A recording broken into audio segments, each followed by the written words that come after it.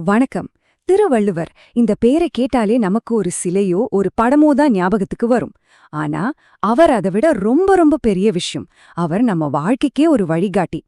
இன்னைக்கு அவரை பத்தியும் அவரோட காலத்தையே வென்ற ஒரு படைப்பை பத்தியும் தான் நம்ம பார்க்க போறோம். வாங்க உள்ள போலாம். 2000 இந்த நம்பரை பாருங்க.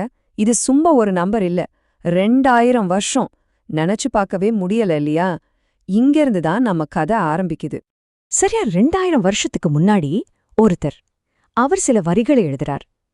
ரொம்ப ரொம்ப சிம்பிளான வரிகள் தான் அவை.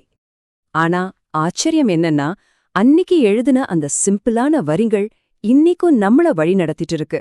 யோசிச்சு பாருங்களேன், இது எப்படி சாத்தியம்? ஒரு விஷயம் எப்படி 2000 வருஷமா உயிரோட இருக்க முடியும்? வாங்க, இதுக்கான பதிலத்தான் நம்ம இன்னைக்கு தேட போறோம். முதல்ல அந்த மகுடத்துக்கெல்லாம் அப்பாற்பட்ட அந்த மனிதர் யாருன்னு பாப்போம். வேற யாரும் இல்ல, திருவள்ளுவர் தான். திருவள்ளுவர் பத்தி நாம புரிஞ்சுக்க வேண்டிய முதல் விஷயமே இதுதான். பாருங்க, அவர் ஒரு ராஜா இல்ல, ஒரு போர் வீரரும் இல்ல, ஏன் எந்த ஒரு மதத்தையுமே அவர் உருவாக்கல. அப்போ அவரோட சக்தி எங்கிருந்து வந்துச்சு? அது அவரோட வாள்லையோ கிரீடத்திலேயோ இல்ல, அது அவரோட சிந்தனையில இருந்து வந்துச்சு. அதனாலதான் அவர் ஒரு சிந்தனையாளர், ஒரு கவிஞர், மொத்த மனித குலத்துக்குமே ஒரு வழிகாட்டியா இருக்கார்.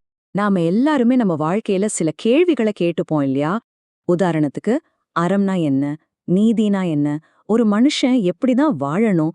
இந்த மாதிரி ரொம்ப அடிப்படையான கேள்விகளுக்கு ரொம்ப எளிமையா ஆனா அதே சமயம் ரொம்ப ஆழமா பதில் சொன்னவர் தான் திருவள்ளுவர்.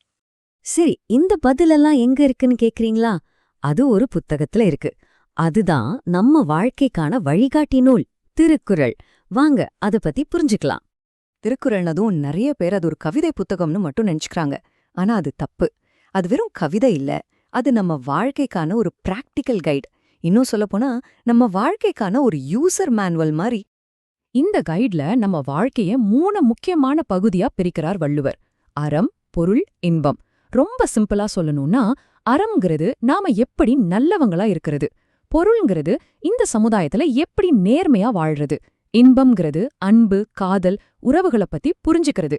இந்த 3யும் சரியா பேலன்ஸ் பண்ணிட்டா அதுதான் ஒரு முழுமையான வாழ்க்கைன்னு சொல்றார். சரி, இது தமிழ்ல எழுதப்பட்ட ஒரு நூல். ஆனா இது எப்படி உலகம் முழுக்க இவ்ளோ பிரபலமாச்சு? ஏன்னா திருக்குறள் மனித நேயத்துக்கான ஒரு மொழியா இருக்கு. அதோட உலகளாவிய ஈர்ப்பு பத்தி இப்போ பாப்போம்.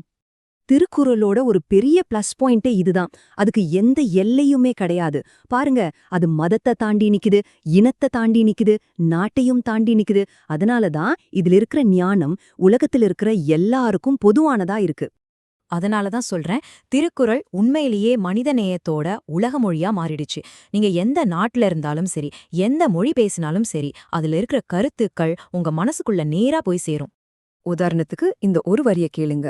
இது வள்ளுவரோட தத்துவத்துக்கே ஒரு அச்சாணி மாதிரி. அவர் சொல்றார், வலிமை அதிகாரத்தில் இல்ல, அது பண்பில் இருக்கிறது. எவ்ளோ பெரிய உண்மை இதுல அடங்கியிருக்கு பாத்தீங்களா? ஒருத்தரோட உண்மையான பலம் அவங்க பதவியிலயோ பணத்திலயோ இல்ல, அவங்க குணத்துல தான் இருக்கு. சரி, இப்ப கடைசி பகுதிக்கு வந்துட்டோம். இது சிந்தனையின் மரபு. இவ்ளோ வருஷம் ஆகியும் திருவள்ளுவர் ஏன் நம்ம மனசுல நிலைச்சு நிக்கிறார்? நாம பெருமைப்பட வேண்டியது அவருக்காக நம்ம வைக்கிற சிலைகளோட உயரத்தை பார்த்து இல்ல. அதுக்கு பதிலா இன்னைக்கும் உயிர்ப்போட இருக்கிற அவரோட சிந்தனைகளோட சக்திய பார்த்துதான். ஏன்னா சிலைகள் காலப்போக்குல சிதைஞ்சு போகலாம், ஆனா சிந்தனைகள் அது காலத்தையே ஜெயிச்சு வாழும். அப்போ திருவள்ளுவர்னா யாரு? அவர் வெறும் ஒரு கவிஞர் மட்டும் இல்ல, அவர் ஒரு தத்துவம், காலத்தையே ஜெயிச்ச ஒரு சகாப்தம். அவர் எழுதி வச்சிட்டு போன வார்த்தைகள் இன்னிக்கும் நம்மகிட்ட பேசிட்டு தான் இருக்கு. இப்போ இந்த கேள்விய நான் உங்ககிட்டயே கேக்குறேன். 2000 வருஷமா நமக்கு வழிகாட்டிட்டு இருக்கிற இந்த வார்த்தைகள்ல இருந்து இன்னைக்கு உங்க வாழ்க்கைக்காக நீங்க எடுத்துட்டு போற அந்த ஒரு பாடம் என்ன? கொஞ்சம் யோசிச்சு பாருங்க.